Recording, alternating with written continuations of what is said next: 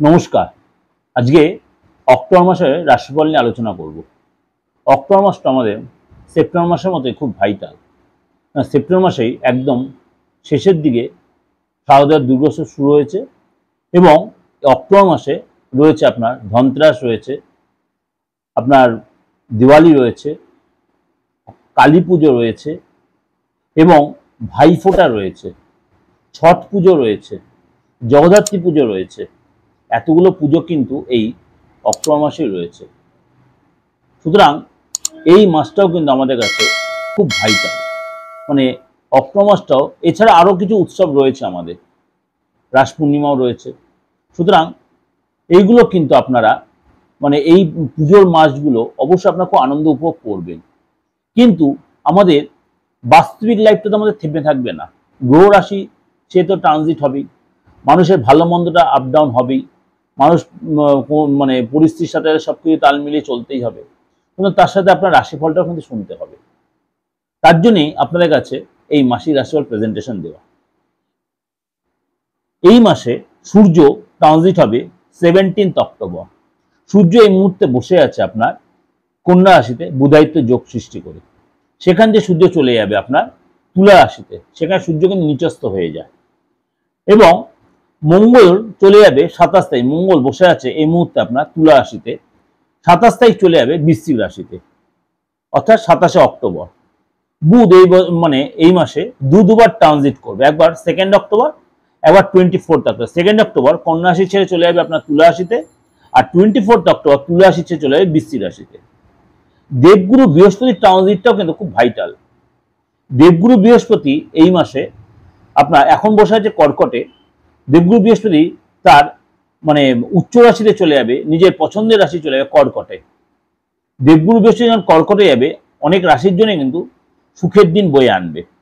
এবং আপনার দৈত্যগুরু বা দৈত্যাচার্য বা শুক্রাচার্য যাই বলুন, সেই যাবে 9 অক্টোবর কন্যা রাশিতে, অর্থাৎ এই মুহূর্তে সিংহ রাশিতে হচ্ছে, 9 অক্টোবর যাবে কন্যা রাশিতে এবং সারা মাসটাই কন্যা রাশিতে বিরাজ করে। সেখানে শুক্র কিন্তু নিচস্থ হলো, সেখানে নিচভঙ্গ রাজ্যও তৈরি করবে।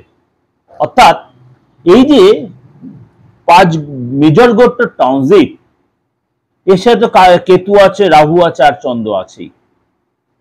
কেতু, রাহু, চন্দ্র তো আছেই, বা শনি তো আপনার মীন রাশিতে রয়েছেই। শনি মীন রাশিতে বক্রী অবস্থায় আছে, তার সাথে দৃষ্টি বিনিময় হবে বা আদার সিচুয়েশনের সাথে চেঞ্জ হবে, সবই হবে। এবার আপনার রাশির উপর তার কি এফেক্ট হবে চলুন তো এটা ডিসকাশন করে নিয়ে। এবার তাহলে মেষ রাশি, মেষ রাশি প্রথমে বলি আপনার সামাজিক সিচুয়েশনটা নিয়ে। সামাজিক সিচুয়েশন বলবো, প্রথমে আপনাকে এই মাসে ইগো প্রবলেম ছাড়তে হবে, অ্যাটিটিউড দেখানো বন্ধ করতে হবে। আপনাকে কথা সাবধানে বলতে হবে। যার সাথে কথা বলবেন তার সিচুয়েশন বুঝে কথা বলুন। আপনি হয়তো তার সাথে এমন কিছু ব্যবহার করে ফেললেন, সে হয়তো সেটা নিতে পেল, সে কষ্ট পেল, আপনার রিলেশনটা সেটা নষ্ট হয়ে যেতে পারে। এই জায়গা কিন্তু হতে পারে আপনার। অর্থাৎ আপনি এই মেষ রাশির লোকের মধ্যে একটা ব্যাপার আছে, কিছু মনে করবেন না, আপনার সহজে দোষ স্বীকার করতে চান না। এই কারণে আপনার এই মাসও সেই একই ভুল আপনি হয়তো করে ফেলতে পারেন, যে আপনি এমন কিছু ভুল করেছেন, সেই ভুল আপনি স্বীকার করলেন না, এমন কারোর সাথে আপনার সম্পর্ক নষ্ট হয়। সামাজিক সিচুয়েশনে বলুন, ফ্যামিলি সিচুয়েশনে বলুন। শরীর স্বাস্থ্য যেটা বলি, ইএনটির প্রবলেম হতে পারে, রাগ জেদটা বাড়তে পারে, প্রেশারটা বাড়তে পারে, এবং এই সময় কিন্তু আপনার ফোড়া হতে পারে, পেটের প্রবলেম হতে পারে, প্রেশারটা বেড়ে যেতে পারে। এমনকি আপনি যদি মহিলা হন, আপনার পিরিয়ডের সমস্যা হতে পারে। আপনি যদি মহিলা, আপনার পিরিয়ডের সমস্যা হতে পারে। আর্থিক জায়গাটা বলি, আর্থিক জায়গাটা আপনার এই সময় কিন্তু অর্থ লাভ হবে, কিন্তু আপনি যতটা এক্সপেক্ট করছেন ততটা নাও হতে পারে।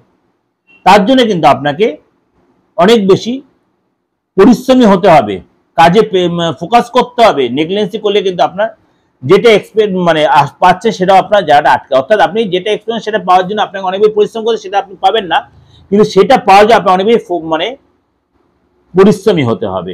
আটকে থেকে অর্থ পাবেন, তার জন্য আপনার অনেক বেশি নকিং করতে হবে এবং কাজে ফোকাস করতে হবে। ডিল হবে, আপনি যে ধার দিয়েছিলেন সেই ধার ফেরত পাবেন। 10 তারিখের পরে শুক্র যখন কন্যা রাশিতে প্রবেশ করবে, আপনার পরিশ্রমের ফল পাবেন। আপনার ক্লায়েন্টকে নক করতে হবে, ক্লায়েন্ট আপনাকে তখন দেবে, না হলে কিন্তু সেটা ফেরত পাবেন না। গভর্নমেন্ট রিলেটেড কোনো কাজে আপনার কিন্তু লাভ হয়, বিশেষ করে 10 তারিখ থেকে আপনার কিন্তু লাভের জায়গাটা তৈরি হবে গভর্নমেন্ট রিলেটেড কাজে। ফ্যামিলি লাইফে বলি, ফ্যামিলি লাইফে কিন্তু 17 তারিখ পর্যন্ত পরিবার যেন নর্মালি দেখা যাচ্ছে। বাবা মার হেলথ নিয়ে একটু ডিস্টার্ব হতে, বাবা মার হেলথ আপনি ওরিড হতে পারেন। আপনার বাড়িতে কোনো শুভ অনুষ্ঠান বা পূজা পাঠ হতে পারে, বা আধ্যাত্মিক কোনো ধর্ম নিয়ে কোনো আলোচনা বা কোনো যজ্ঞ বা হবন এরকম কিছু হতে পারে। 18 তারিখের পরে বৃহস্পতি কর্কট রাশির প্রবেশ করে আপনার আটকে থাকা কাজ, আটকে থাকা মাঙ্গলিক কাজ এগুলো হবে, চাকরি পেতে পারেন, বাড়িতে কোনো গুড নিউজ পেতেন, প্রপার্টিতে কোনো প্রবলেম সেগুলো মিটে যাবে। মেষ রাশির ক্ষেত্রে যদি আপনার সন্তান থেকে থাকে, বিদ্যা বা কেরিয়ার ভালো হবে, আপনি কোনো অ্যাক্টিভিটিতে জয়েন করতে হবে সেখানেও ভালো হবে, এবং বিদ্যা বা আপনার মানে ক্রিয়েটিভ ব্যাপারে যথেষ্ট ডেভেলপ করতে হবে আপনার, এবং আপনার টিভি বলুন বা আদার্স ভিডিও বলুন বা আপনার আদার্স মোবাইলের প্রতি ভীষণ আসক্তি বেড়ে যাবে আপনার। এই জন্য সম্পর্ক ফ্যামিলি আপনাকে সবাই বকাঝকা করে, এই জন্য আপনার সবার প্রতি রাগ আসবে।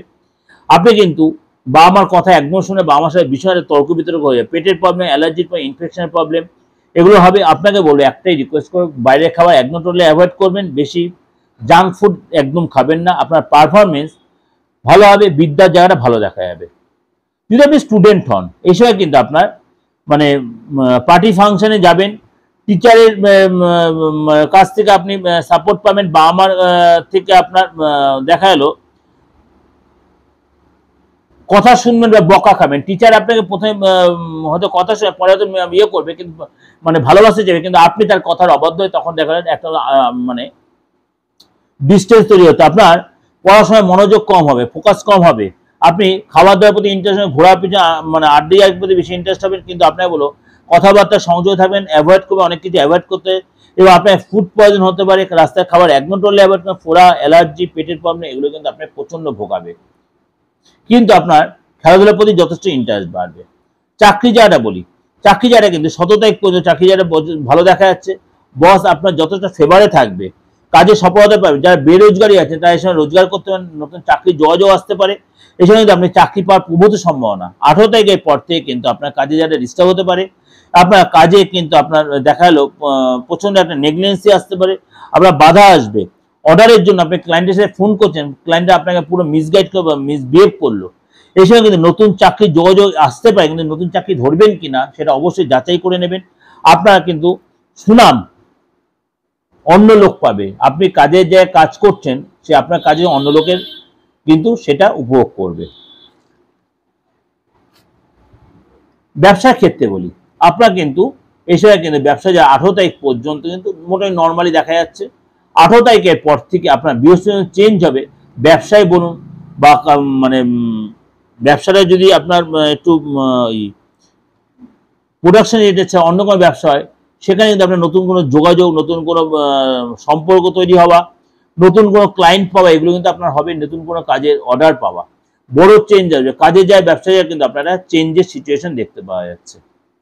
দাম্পত্য লাইফে বলি, দাম্পত্য লাইফে কিন্তু আপনার এই সময় কিন্তু রিলেশন পার্টনারশিপ ভালো থাকবে, নতুন কিছু শেখা, নতুন কিছু করার ইচ্ছা হবে আপনার, আপনার পার্টনার নতুন কিছু নিজেকে ইনভলভ করবেন, অর্থাৎ বড় ধনলাভ হবে। পেটের প্রবলেম হতে পারে, খাওয়া দাওয়া খুব সচেতন থাকবেন, বাইরে খাওয়া টোটালি অ্যাভয়েড করবেন, এবং এই সময় কিন্তু লাভ রিলেশনের ক্ষেত্রে আপনার কিন্তু ইগো ফ্যাক্টর হয়ে যাবে, তাদের রিলেশনটা কিন্তু দীর্ঘদিনের রিলেশন নষ্ট হয়ে যেতে পারে। বাদ বিবাদটা অ্যাভয়েড করবেন, বিশেষ করে পার্টনারের সাথে পুরনো কথায় আপনার বাদ বিবাদ চলে আসতে পারে, অর্থাৎ পার্টনারের সাথে আপনার পুরনো কোনো কথা নিয়ে অশান্তি লেগে যেত, সেটা অনেক দূর কন্টিনিউ হয়ে যেতে পারে। এগুলো আপনাকে অনেক বেশি সতর্ক এবং সচেতন থাকতে হবে। এই যে প্রেজেন্টেশনটা দিলাম আপনাদের কাছে, মানে 12 রাশি এবং 12 গ্রহের জন্য কিন্তু এটা দিলাম। আপনারা এই যে মনে করেন বলবেন দাদা আমার অনেকেই দিচ্ছে, আমার গ্রহ রাশিটা আমি জানবো কি করে, আমার রাশিটা জানবো কি? আমি বারবার বলেছি অবশ্যই আমার থেকে জানতে পারেন, বা আপনার যারা বিশ্বস্ত কোনো অ্যাস্ট্রোলজার আপনি গিয়ে যান, আপনার নামের অক্ষর দিয়ে বের করে নিতে পারবেন, আপনার হাতটা দেখে ফেসটা রিড করে আপনি আরামসে 100% আপনার রাশি লগ্নটা আপনি জানতে পারবেন, যে সে অভিজ্ঞ অ্যাস্ট্রোলজার হয় হাত দেখার ব্যাপারে।